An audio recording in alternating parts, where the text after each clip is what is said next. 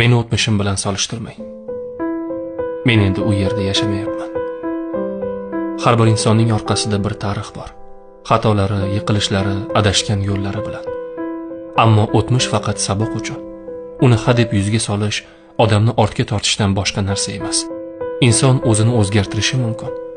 Alloh kechirgan bo'lsa, odamlar ham kechira bilishi kerak. Shuning uchun o'zing oldin kim eding deya bugungi tanbehimni, bugungi to'g'ri gapimni inkor qilish adolatdan emas.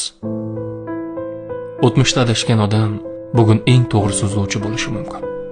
Chunki u yiqilib ko'rgan, og'riqni tatib ko'rgan. U qayta turib hayotning qadrini chuqurroq tushungan.